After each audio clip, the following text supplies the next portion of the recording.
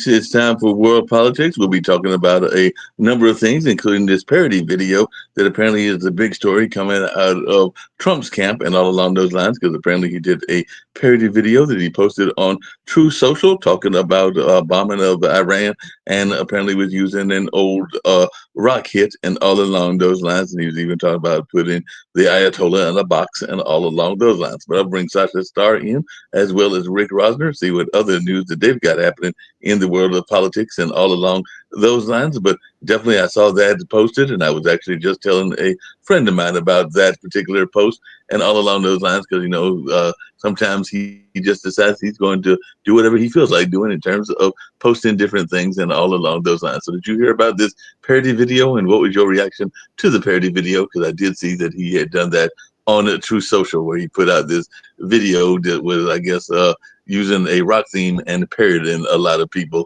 and all along those lines, but it's basically using that rock theme and basically saying that, this was a good thing that we did when we had the B bombers bombing and everything like that. So how's it going, Rick? What's your take on this All right, I parody just got video? out of the tub. I got to get dressed. But yeah, I mean, Trump has learned that he can just like say and do, put up anything, and lie to his people. They don't mind, and he loves it when other people do mind. It makes people upset. So I guess what he's using old footage of rocket impacts to to say this was the bombing, even though it frickin' wasn't.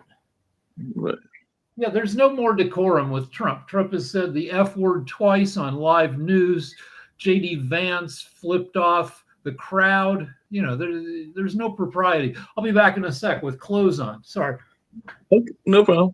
What's your take on that, Sachin? What's going on in your part of the world, just in terms of like covering things with Ukraine and also covering just things in general? So, what's your take on what Trump's latest stunts are? Well, there was just completed NATO meeting Hmm. in Netherlands. Trump was there. It seems to me that his stance against Ukraine and Zelensky is being changed. And I think the reason is he can see, or he could see rather, that all European leaders, all European countries are behind Ukraine and behind Zelensky. And Trump would look mm, sort of almost ridiculous to continue his antagonism against Zelensky and Ukraine. So he had to make a somewhat softer attitude against Zelensky and Ukraine in whole. And I think that's what happened. Now, there is a very interesting moment about this recent air attack against Iran from United States. Uh, if United States send at least seven B-2 bombers to Iran and they had to fly all over the world, let's say there was a decoy about flying through um, to China and Japan direction, and another one was opposite to fly over the Atlantic Ocean to Iran.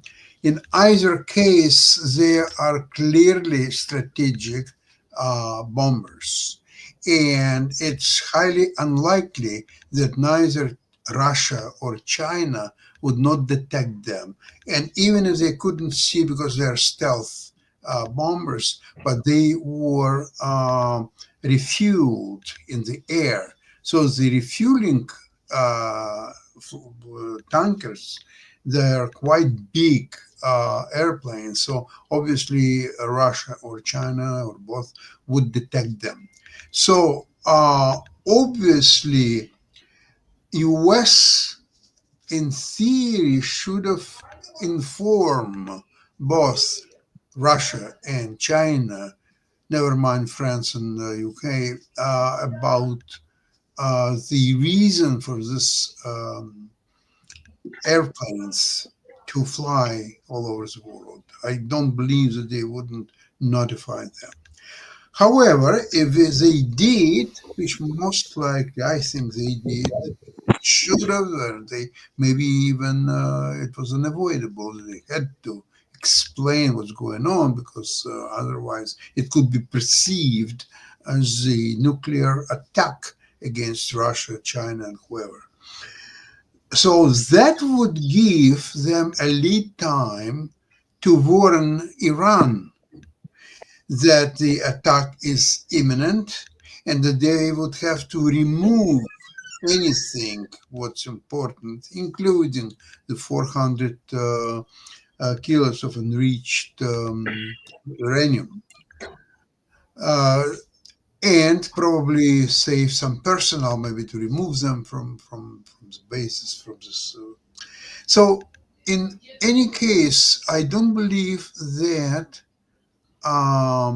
US has accomplished a lot by this air raid. It was effective.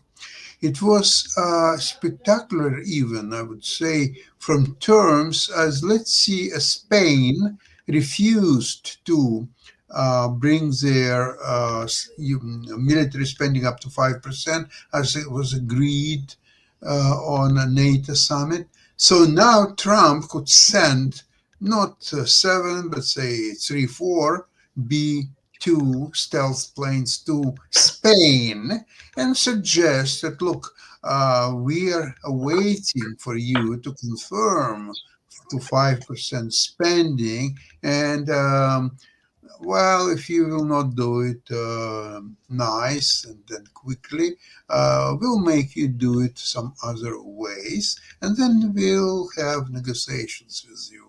So it's up to you. What would you like to do? And I need the answer in, say, 45 minutes would be nice. So, in a way, this is kind of a beginning of a new diplomacy where you are telling the prospective enemy or the other party, you're suggesting what you would like them to do, and quickly.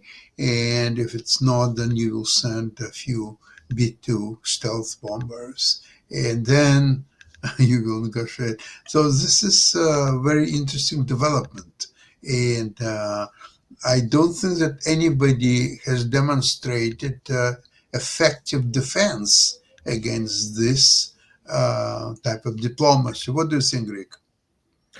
I was just thinking about the uranium. I had another thought, which is maybe Iran did get advanced. I mean, certainly they knew something was coming because Trump was posting about it, even if Russia and China didn't tip them off. Trump was kind of indicating he might do something. Yeah. What if they just left the uranium in place underground? That uranium is not just sitting around in piles. It's got to be contained in lead lined containers, where the containers have to be at least 6 inches thick and probably even thicker. Otherwise, you're going to poison everybody who works with this stuff from x-rays coming out from the uranium. So maybe they're just like, oh, we'll just leave it there. And yeah, the bombs cave in the ceiling and they have to dig it out. But the uranium's fine because it's in these super, strong containers. Maybe it's just easier. They could drive it someplace in a truck and risk, the trucks being, blown up on the road, or they could just leave it and dig it out. Well, the fact remains that nobody knows what's happened with this 400 kilos of enriched uraniums. Either they are still there on this basis, on this sites, or they've been removed. There was a story that three planes landed in Iran from China in the middle of the night. They landed. They didn't spend a lot of time there, but probably enough to get to this 400 kilos of uranium, and then they left. So the problem with that is that it would have been better if that would stay with Iran because it would be easier to follow what happened with this uranium. And now, okay, it could be in China, it could be in the hands of some terrorist groups, maybe some Afghanistan people or Pakistan or whoever else is there, or maybe ISIS, or maybe Taliban. Nobody knows really where is that 400 kilos of uranium. Where is that? There is no answer to that. Yeah. So, And even if they don't, so this uranium, they don't know how enriched it is. What happens when you enrich uranium is you spin it so you get all the explodey atoms, the U-235 in one place, and you spin away the 238, which isn't as exploding. And at 60%, you can use that stuff to run a nuclear reactor. At 90%, you can make a nuclear bomb. But, uh, but you can make a dirty bomb. Like if they want to mess up Tel Aviv, all they have to do is take a couple kilos of powdered uranium and pack it around C4, and somebody smuggles it into, it would be this big, into Tel Aviv, blow it up, and you've contaminated a quarter square mile with radioactive material and scared the crap out of Israel and the world. well, you see, it's very difficult to understand what actually it's what Trump was about to accomplish there, because it was quite easy to understand what Israel was trying to accomplish. Israel was trying to eliminate the nuclear threat and the missile threat. There are two goals of Israel. Now, and Israel, if it wouldn't be for US involvement, Israel would need another week to accomplish both. Now, with US involvement, there is, I don't see really great accomplishments at all. And Israel is now tied up to continue and finish its job.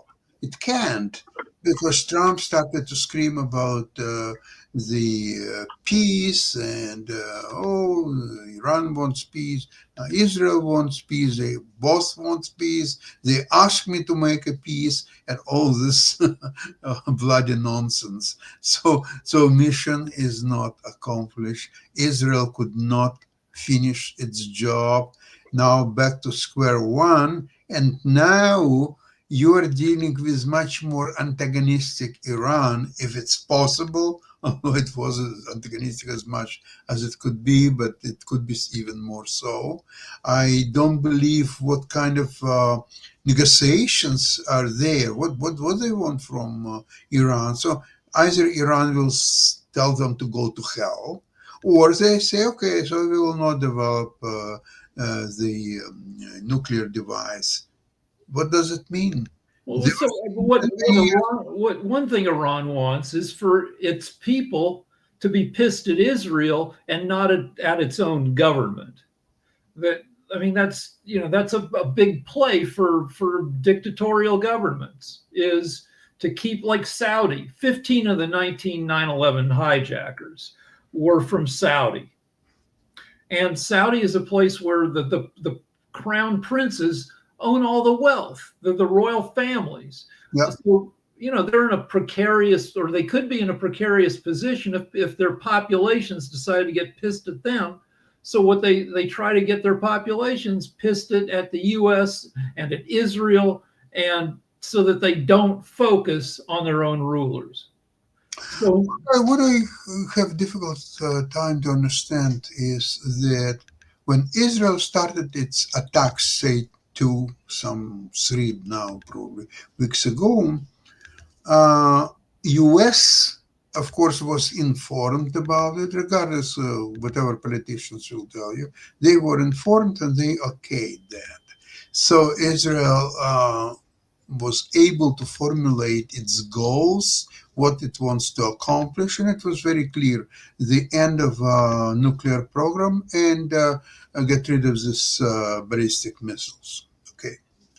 Now, with US involved, not finishing the job in any way, yet now it stops Israel to finish its job. So it was okay 3 weeks ago for Israel to do its mission, but it's no longer okay after America did what it did.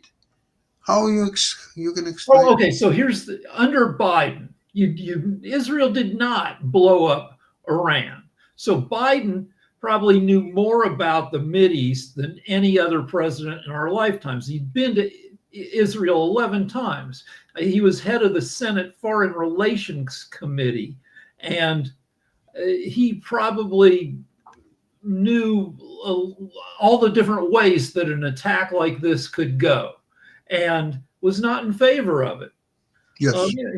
And Trump and Hegseth, there's some people who are inexperienced with international politics.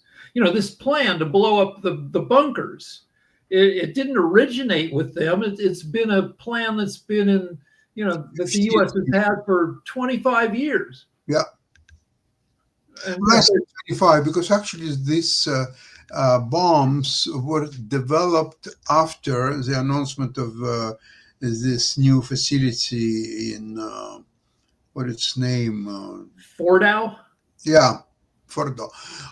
So that bomb was specifically made up for the Fordo facilities because there is no other facilities in the world that bomb could have been used. So there is only one purpose for this bomb, and it's a Fordo. Okay. So previous presidents were like, well, this is a bad situation that Iran is accumulating enriched uranium. But they must have decided they had various, points where they could have done this over the, Obama and Bush and they decided bad situation, but bombing Iran would just make it worse because now we have no idea where the uranium is.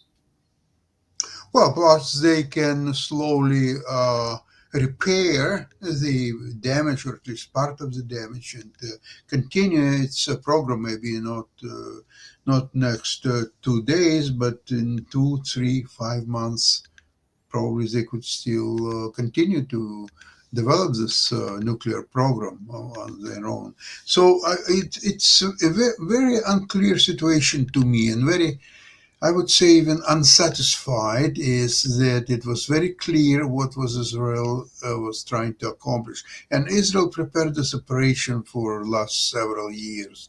Israel was able to completely um, make disable all this Hezbollah, Hamas, and all these other satellites of Iran. So now it was, even before America got involved, they proved what kind of artificial Iranian regime is, that there are smoke and mirrors. There's no real army. There's no real aviation.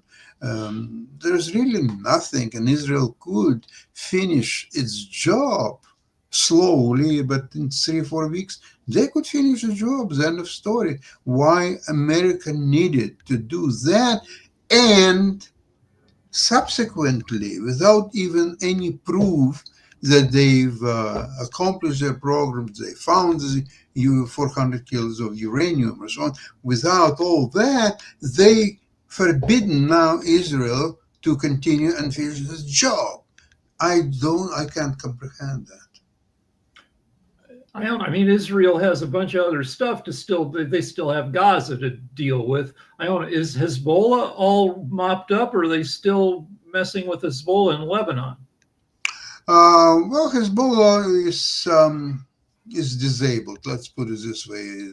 They were not annihilated, but it's seriously damaged. And Hamas, we know what's happening with Hamas these days.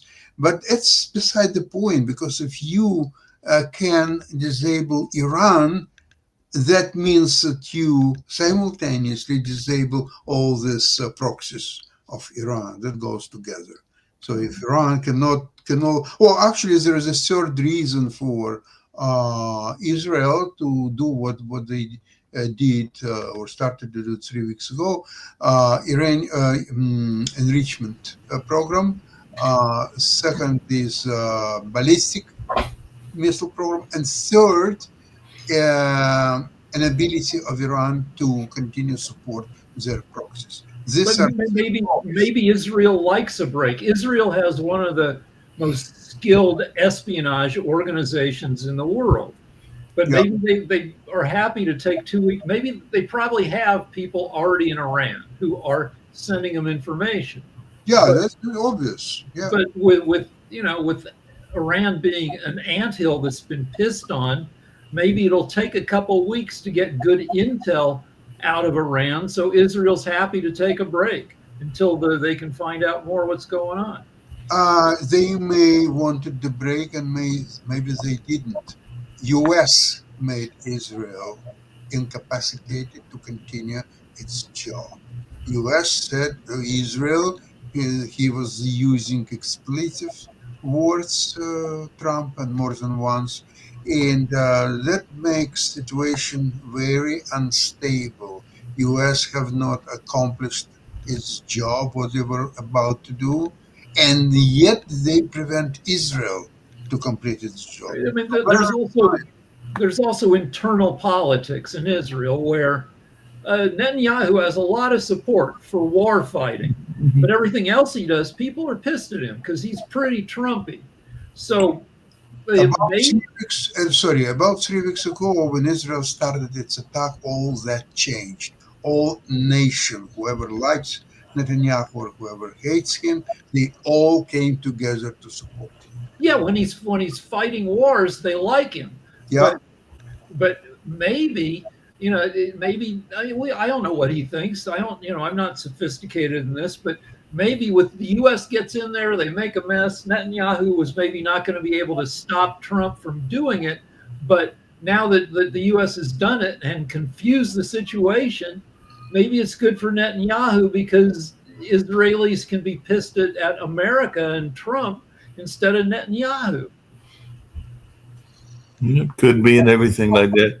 Hey, just also, really quickly, another world political thing, and Rick, you'll be interested in this one that is out there. It's actually both national and world issue, and it's the whole notion of COVID and the pandemic. I know that you had mentioned that there were some more outbreaks around Hawaii and places like that, but apparently our favorite other person, RFK Jr., wants everybody to have a national health ID or like this national health situation where they will be able to track your health records no matter where you are. So the government wants to now be able to track your health records. I don't know. Okay, so there's a couple things going on with that, and they're probably both kind of stupid.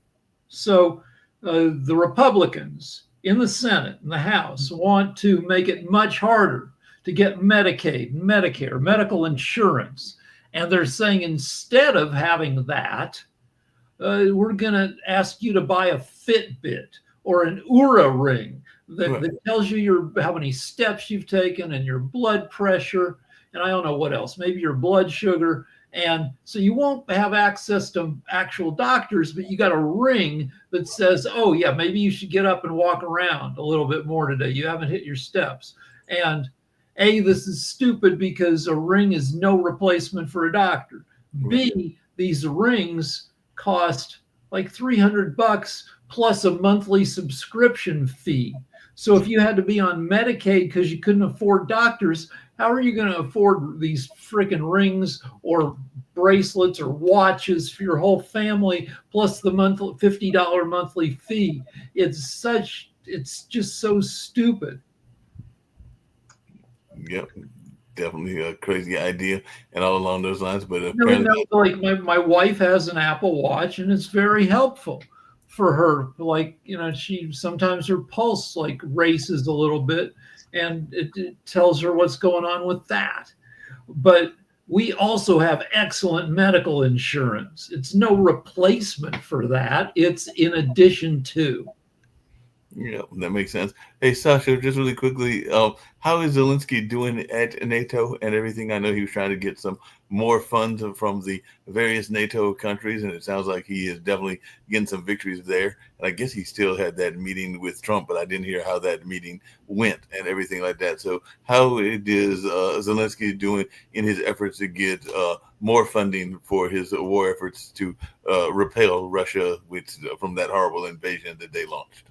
Zelensky is doing very well on this summit. Trump, as I said before, has changed somewhat his attitude towards Zelensky and Ukraine because he could see that the rest of the civilized world is firmly behind Zelensky and Ukraine. Zelensky and Ukraine are getting all the help from the Western countries, billions of dollars or euros, tons of weapons and ammunition of all kinds.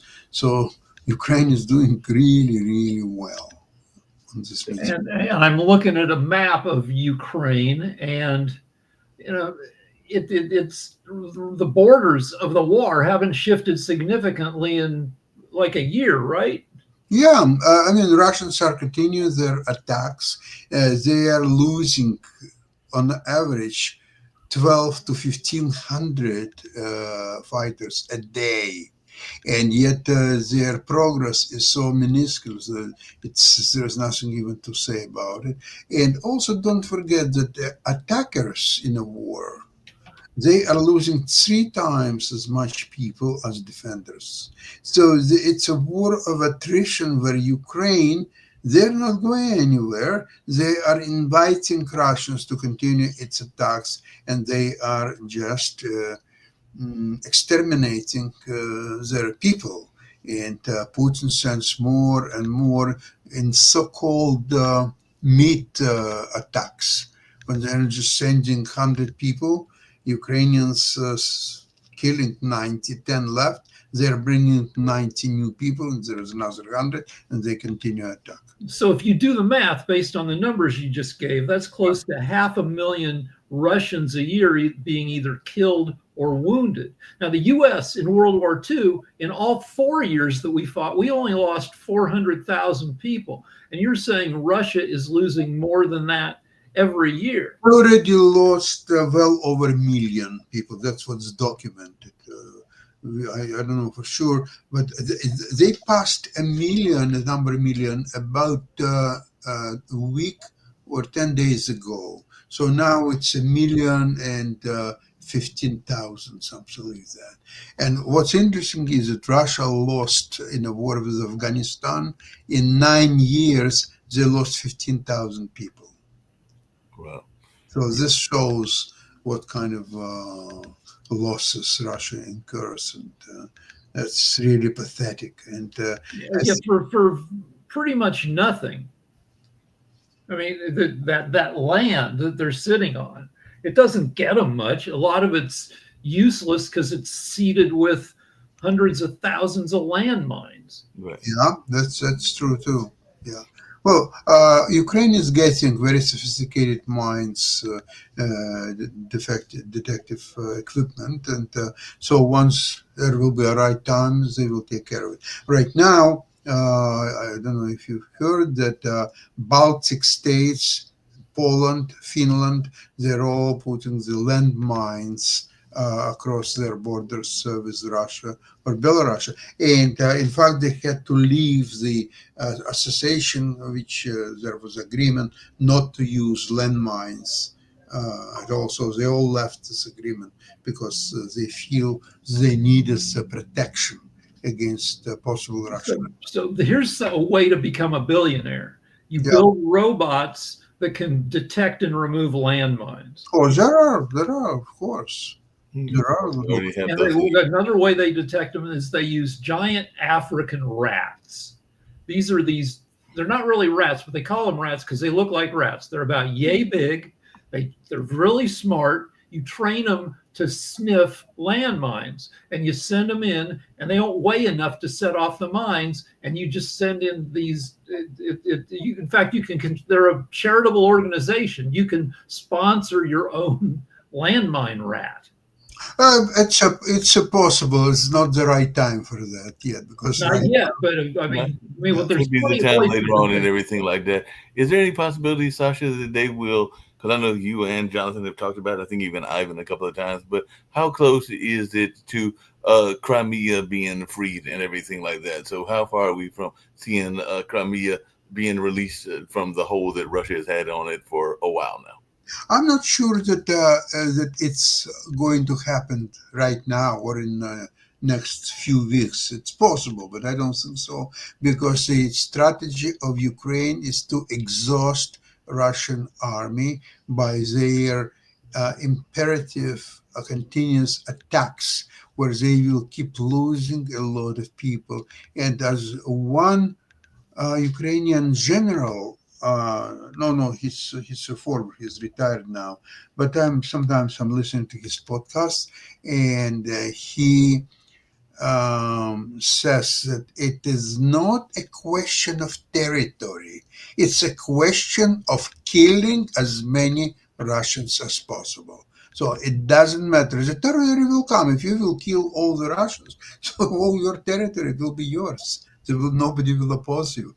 What percent are Russians? They get drafted, they get sent into the war. What percent immediately try to get to Ukrainians and surrender? I'm not sure about. Of course, there are a lot of people doing that. Ukrainians are even having published telephones where to call to when you wanna give up, and in internet it's available. And a lot of Russians are doing exactly that, especially those people who were paid to join the army. So now they are becoming very clever. So they grab the money, give it to their families, and then the first day they immediately stop resisting and just giving up. So there are a lot of people like that. When started talks about possible peace between Trump and Putin, there was actually increase of people who wanted to join Russian army. That's what they thought, that they would grab 2-3 million rubles, and then there will be peace agreement, and they're coming back, and plus they have a couple of million rubles, and that backfires. And I don't think that a lot of these people are alive. Yeah, Probably. nobody makes money believing in Trump except people named Trump. So, what is life like in Crimea, in the Donbass, and all these captured areas? Like the Crimea's belonged to Russia since 2014. Is life there normal? Do the Russians come in and take your house? What's the deal? There was for a few years, and there are a lot of Russians moved in Crimea. Because remember, when in the times of Soviet Union, Crimea was probably one of the most cherished territories with a beautiful climate, Black Sea. A lot of officials of communist parties, they were spending their vacations in Crimea. And what's interesting is when Gorbachev was ousted for a few days from the government, he was staying in Crimea in one of the places. Essentially, he was under arrest, but he was still having his time with his wife in Crimea. Now, lately, it's become a toxic territory because it's under bombardment all the time. This bridge that Russia built is hardly functioning. So a lot of people left and continued living Crimea because it's becoming very, very dangerous territory.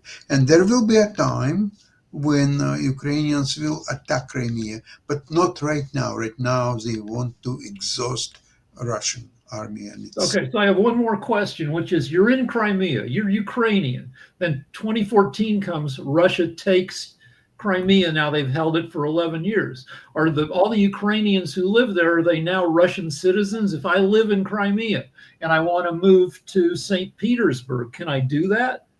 Some people, yes, some people agreed to assume Russian citizenship and forgo their Ukrainian citizenship. So in that case, they would be able to move to St. Petersburg or any other places. There are not too many people of that because the major nationality in Crimea was Crimean Tatars. And these people, they were always very hostile to Russians.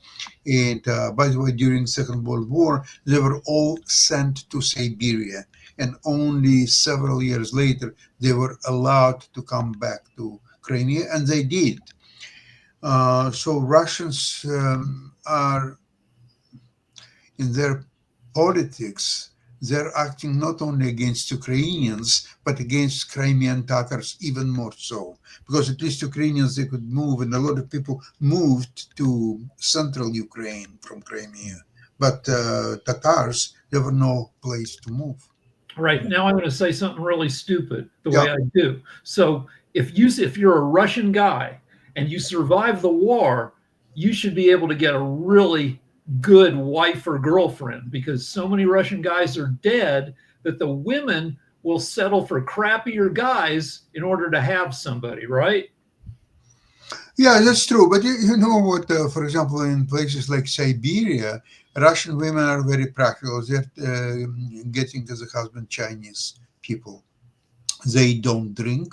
They don't hit their wives.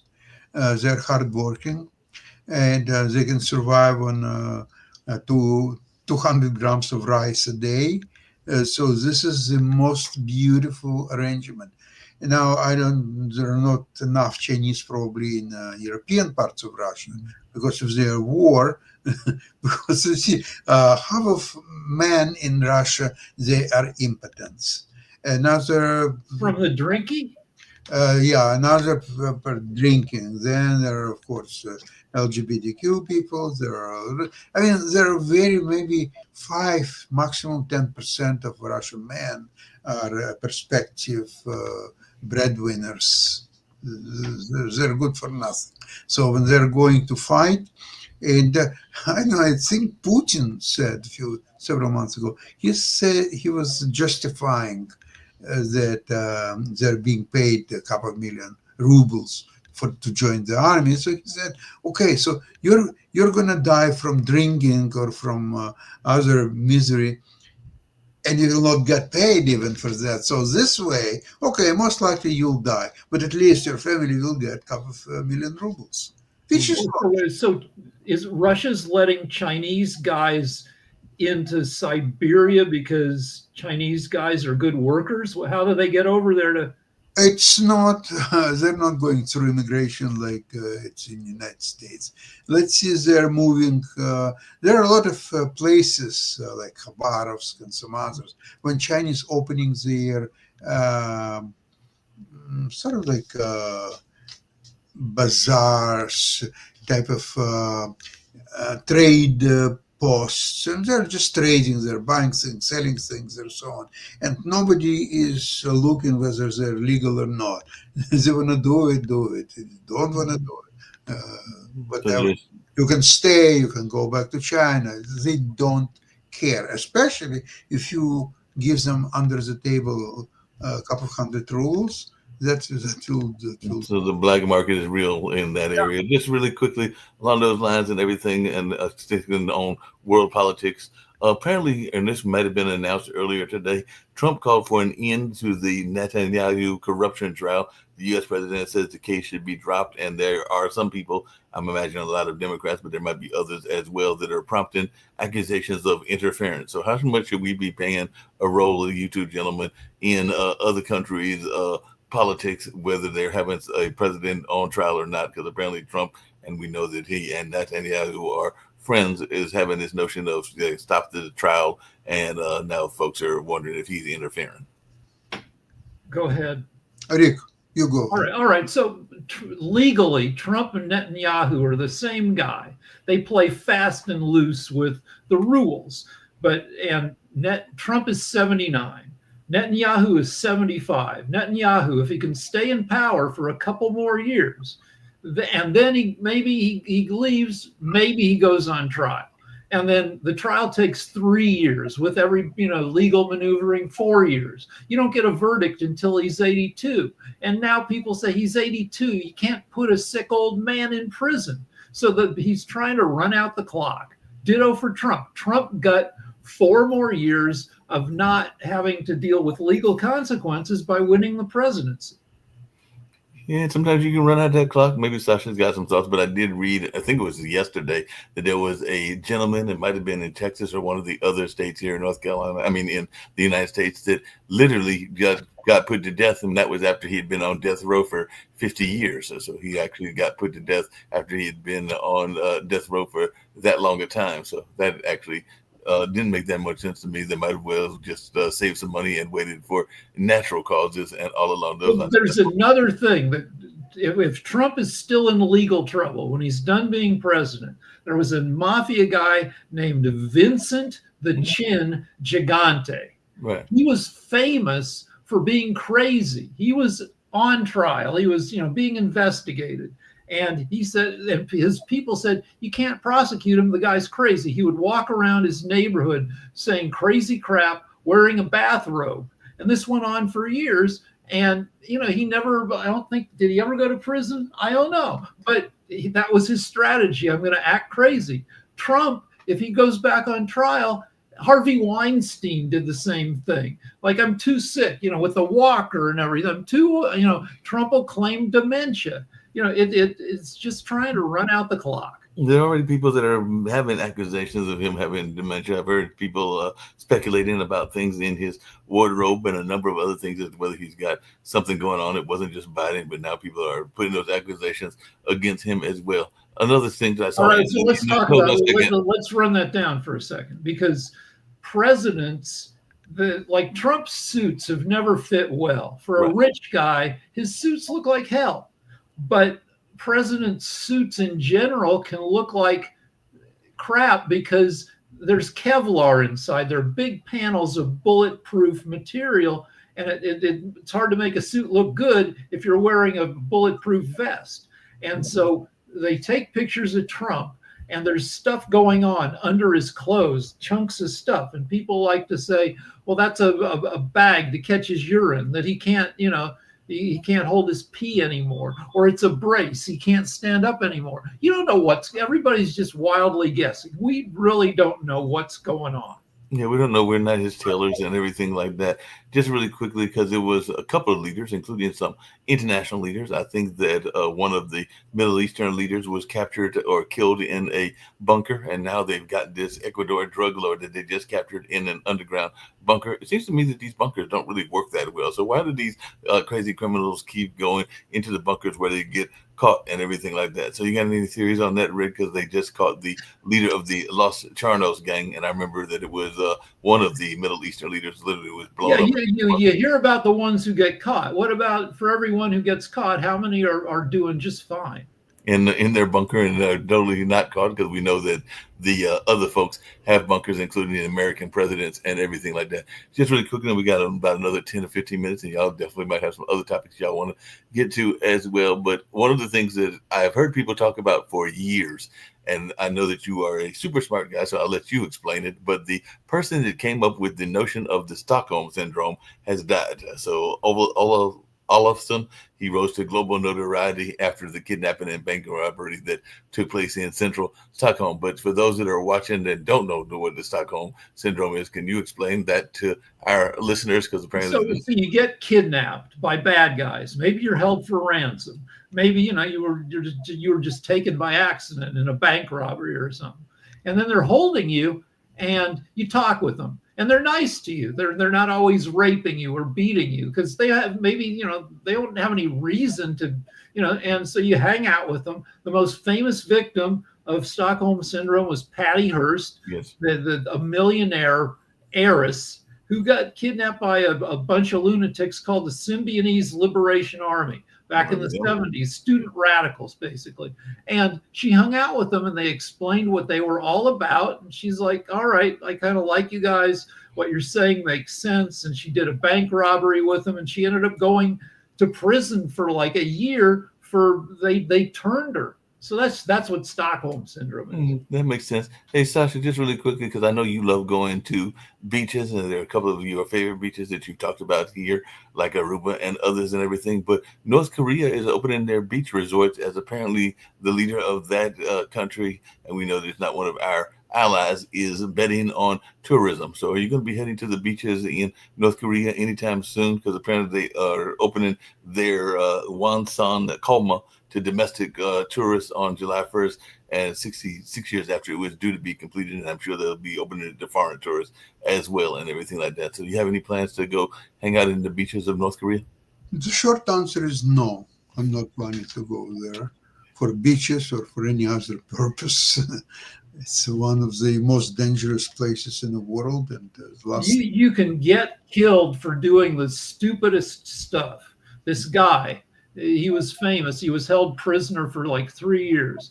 Well, this what this guy did to, and when he was released, he was brain dead. He was an American tourist, and on his last night there, he wanted a souvenir, so he peeled a poster off the wall. That was enough to get him thrown in prison for 3 years and eventually beaten to death. So Yeah. no, you don't want to go to North Korea. Has the world's largest incomplete hotel. They want tourists. They built this thing that's 100 stories tall, this giant pyramid that's been sitting empty for 20 years because they don't have the money or the tourists to finish it. Yeah, that's what I think this thing would be part of and everything. You're over there in California, Rick, and everything. And one of the things that's been a big story, some people consider it a political story because some people think that politicians might have been caught up in this case and everything. But the prosecutors are giving closed-end arguments in the Sean Diddy Combs trial, and the government said the raper used his business power and violence to sex traffic women. And we do know that sex trafficking is a big issue. Even one of our founders of this network talks about it quite often and everything like that, and all along those lines. So, what is our thoughts? Is he going to get convicted? Because apparently the prosecutor says he doesn't take no for an answer. So apparently that's where he got into Well, trouble. I think there are enough separate big charges against him that have like sentences of at least 15 years. Where I don't know how many charges there are, six, seven, eight. That even if he's found innocent of five of them, the two that he gets found guilty of will still put him away for more than a decade. He'll be gone for a while. There's no doubt But, about but, but I would say that there's no free lunch when it comes to wanting to have a lot of sex with a lot of different women. So, or whoever you want to have sex with. Michael Jackson liked having sex with little boys, apparently. Dead, right? Elvis, a good guy, not a terrible guy. He liked to screw around, dead at 42. Um, and, Bill Cosby, eventually thrown in prison. Harvey Weinstein, in prison, probably going to die in prison. Um, you know, But isn't part of the problem the power that some people have? Because even in a small country, I think it was part of the Soviet bloc as well. The Armenian prime minister is offering to expose himself in an escalating church row. And we know that there have been definitely all kinds of conflicts with churches, whether it's in Armenia or whether it's in the Catholic Church or a number of other things. Because sometimes people get that power and they misuse that power because they are abusing folks that don't need to be abused. I don't know anything about that story.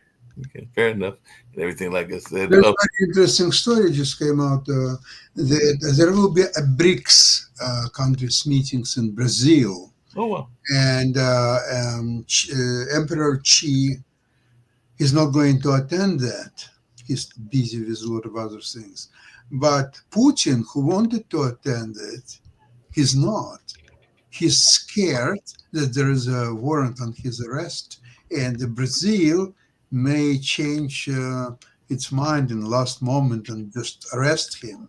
So he declined the idea of going to BRICS. So that's a story about BRICS and what kind of organization is it. So right now it'll be Emperor Xi won't be there, so that's China won't be there. So right now it'll be and Russia won't be there. So it'll be Brazil, No, no, India, China could be there. Somebody else could represent China. right. There'll be another Million and a half people, so they can send some idiot to represent it. Maybe not an idiot, maybe a very clever guy, by the way. Who knows? I do know about Armenians, though. So, because I live in Studio City, the next town over is Burbank, and then after that is Glendale. Glendale is 40% Armenians. Yeah. And Armenians look scary. They're big guys, they're loud guys, they have tattoos. They're really nice. They tend to be really nice people. They make good food. They drive loud cars. They might drive Dodge Chargers. They're kind of like, people from New Jersey a little bit. They're loud, they're boisterous, but they don't seem to be assholes. So then to the New Jersey shore and everything, just real quickly, because apparently this is still up there and it's along those lines, and we'll probably get to it on World Edition on tomorrow, as well as our shows next week and everything. What's going on with this big beautiful bill? And is Trump actually going to get this big beautiful bill passed, or should he have it passed? So what's going on with this big beautiful bill? Because they're even saying that there's some woman that could bust it up the big beautiful bill. So, it's parliamentarian. So the Republicans have 53 senators. The Democrats have 47. They also have the vice president who will break a tie if the vote ends up 50-50. And nobody knows because the bill has so much terrible stuff in it, like provisions that keep getting put in and pulled out to sell 250 million acres of national parks and wilderness to developers. Mm-hmm. And nobody likes that, and except the people who might be getting political contributions from developers. So there's that stuff. There's the Medicare stuff that a lot of people will be knocked off, and it'll be okay because you can buy yourself a Fitbit. There's so much nonsense, and nobody knows. I don't think they've come close to having a vote on it yet. And then Trump wants a vote by July 4th. That's 8 days away. Nobody knows what's going to happen. It's no longer going to be big or beautiful. It's going to be some kind of a bill, but not big. When it passed the House, it was 1,100 pages long and contained all sorts of crap that most people who voted on it had no idea was in there. They have no clue what's on that bill. It was 1,100 pages. They probably haven't read probably a tenth of that, if a hundredth of that, and all along those lines. But there does seem to be, and like I said, we only got a few more minutes to go and everything along those lines. But what is our thoughts around this whole MAGA movement? Is it starting to break up and everything? Because even I know earlier y'all were talking about the Israel attack and the U.S. attack, and Marjorie Taylor Greene, who a lot of people thought was a friend of Trump and everything, was quite upset over that and all along those lines. And I even heard that Candace Owens has put out on social media that she is upset that she backed Trump. So it seems like some of his supporters are kind of like getting wiser, or maybe they're upset at some of the things that he has done or is doing. Because that's two things that I saw recently. Was yesterday I saw a Facebook post where Candace Owens was upset with Trump and felt that he was not doing America first, and that's part of what Marjorie Taylor Greene is saying as well and everything. So the great MAGA movement breaking up? Not it's very artificial, in my opinion. There's no real MAGA movement. It's very artificial thing put together to unite Trump's supporters, and there is nothing to it. But because Trump he doesn't have any agenda real, because he's changing his view many times on the same subject. There is no substance behind if you analyze what he's doing. So I don't believe that MAGA movement is something real to discuss. Though I don't think people are under any illusion. Most people, whether they support Trump or not, really believe in, everybody knows he's lying, that he's chaotic. But if you're on his side, you don't mind it. It's something you just put up with. And so, nobody is, and we'll see if that affects his support or not. Like in sports, you might remember Dennis Rodman on the Chicago Bulls. That guy was a mess. He got in all sorts of trouble. He was an a-hole. He was, he cross-dressed. He was just crazy, and was a discipline problem. But if you supported the Chicago Bulls, you supported Rodman, no matter how big a lunatic he was, because he was on your team.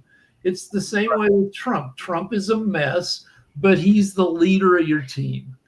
You're just jealous of Dennis Rodman because he dated Madonna and Carmen Electra. Go ahead and admit it. Yeah, but he couldn't keep it together. He couldn't stay with them because he was too crazy.